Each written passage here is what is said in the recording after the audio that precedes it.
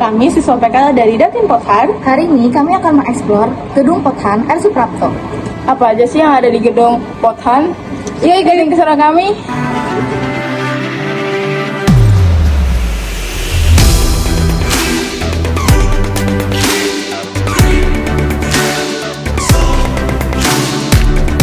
Di lantai 1 dan 2 terdapat Direktorat Teknologi dan Industri Pertahanan atau yang bisa disingkat Dirtekenhan. Fungsi utama dari Dirtekenhan yaitu merumuskan dan melaksanakan kebijakan di bidang teknologi dan industri pertahanan untuk mencapai kemandirian alutsista dan komponen strategis lainnya. Di lantai 1 Ditjen Pothan terdapat dua bagian.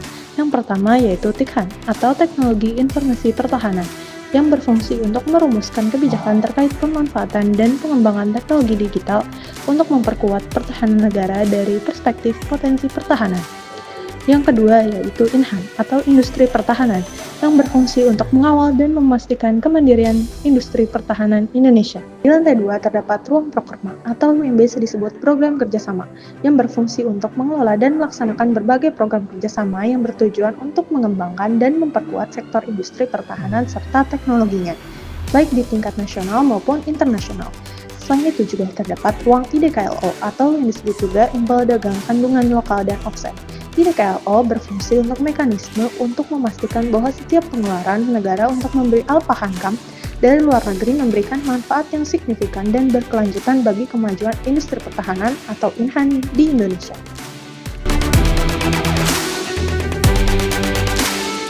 Di lantai 3 terdapat Sekretariat Direktorat Jenderal Potensi Pertahanan atau Setditjen Pothan.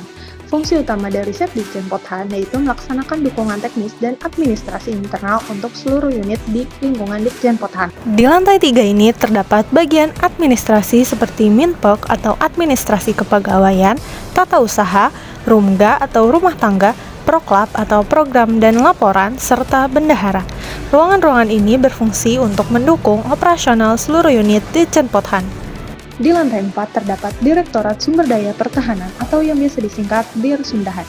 Direktorat ini berfokus pada pengelolaan dan penyiapan sumber daya yang bersifatnya fisik untuk manusia dan untuk pertahanan, yang terbagi menjadi dua komponen utama yaitu komponen cadangan atau Komcat dan komponen pendukung atau Komduk. Di lantai 4 terdapat dua bagian, yaitu yang pertama adalah SDAB atau Sumber Daya Alam dan Buatan, yang berfungsi untuk mengidentifikasi, menata, dan mengelola segala potensi fisik yang dimiliki oleh negara untuk kepentingan pertahanan, terutama sebagai komponen pendukung atau Komduk Pertahanan Negara.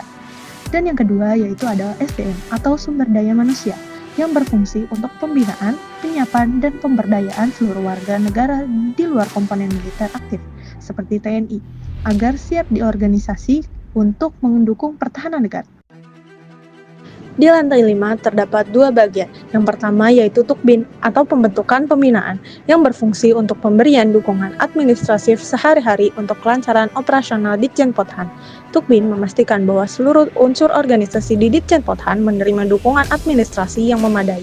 Dan yang kedua yaitu adalah Rendia atau Perencanaan dan Pengendalian Anggaran yang berfungsi untuk memastikan bahwa semua program yang dilakukan Ditjen Pothan seperti pengembangan industri pertahanan, pembinaan Komcat, dan bela negara terstruktur, terencana, dan didukung anggaran yang efektif. Di lantai 6 terdapat Direktorat Bela Negara. Fungsi utama dari Direktorat Bela Negara yaitu merumuskan dan melaksanakan kebijakan pembinaan kesadaran bela negara atau PKBN bagi seluruh warga negara. Tujuannya adalah menanamkan nilai-nilai dasar negara untuk siap sedia berkontribusi pada pertahanan. Di lantai 6 ini terdapat 3 bagian, yaitu yang pertama adalah Lingkim atau lingkungan permukiman, yang berfungsi untuk membina kesadaran bela negara di kalangan masyarakat sipil yang tinggal di area permukiman, mulai dari tingkatan desa, kelurahan, hingga perkotaan.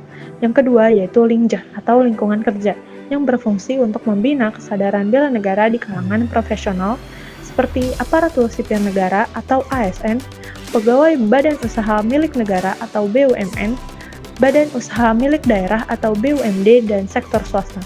Dan yang terakhir yaitu Lingdik atau lingkungan pendidikan, yang berfungsi menanamkan nilai-nilai dasar bela negara kepada generasi muda, mulai dari tingkat prasekolah hingga perguruan tinggi.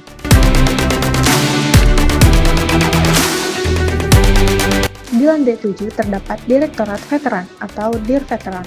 Fungsi utama dari Direktorat Veteran ini yaitu melaksanakan perumusan dan pelaksanaan kebijakan serta standarisasi teknis di bidang keveteranan dan pembinaan purnawirawan. Tujuannya adalah menjamin kesejahteraan dan pembinaan bagi para pejuang bangsa. Di lantai 7 ini terdapat 3 bagian. Yang pertama yaitu Komsos atau Komunikasi Sosial. Bagian ini berfungsi untuk pembinaan, sosialisasi, dan penguatan peran veteran dalam masyarakat. Yang kedua yaitu Data, yang berfungsi untuk melakukan verifikasi, registrasi, dan pemeliharaan data seluruh veteran Republik Indonesia. Dan yang terakhir yaitu Minvet atau Administrasi Veteran, yang berfungsi untuk layanan administrasi yang terkait dengan status dan hak-hak veteran.